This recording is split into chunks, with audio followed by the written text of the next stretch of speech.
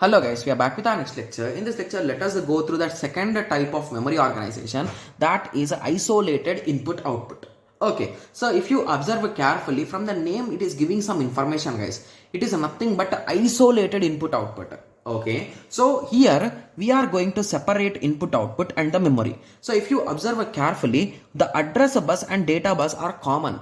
But when it comes to the read and write buses, those are separate for both of them, right? Yes. So this is nothing but isolated, means if I am using addresses, so I can use a 00 address here. In the same way I can use 00 address here again, right?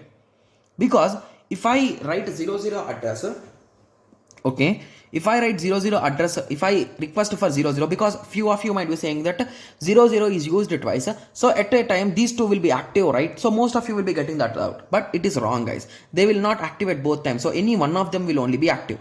So assume that I want to access memory, so at that time on this address bus I will put 00, right? So that 00 will come here, from here it will go here, and this device will be active, and again this device will also be active because 00 is matching. These two are not matching, so these two will not be active, right?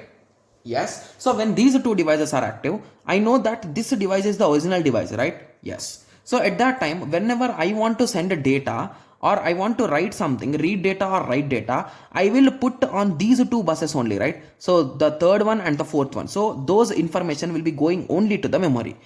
Okay. As this device is not getting any input, hence that device will automatically go into the turned off mode after some time. Got it? Yes. So that is the concept of isolated input output. So what we are doing here, we are going to divide them separately, right? Yes.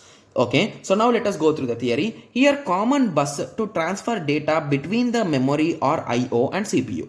Okay, the distinction between a memory and IO interface is made through the separate read and write lines. So that's what I have exactly told.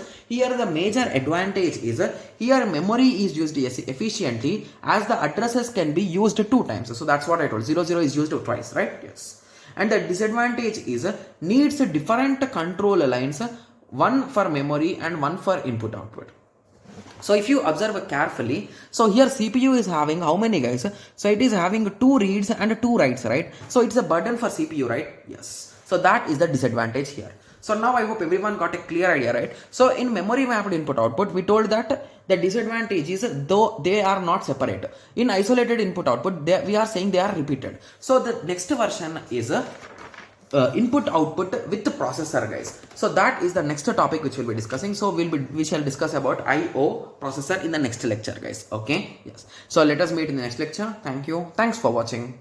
Like, share and subscribe for more awesome videos like this. Thank you.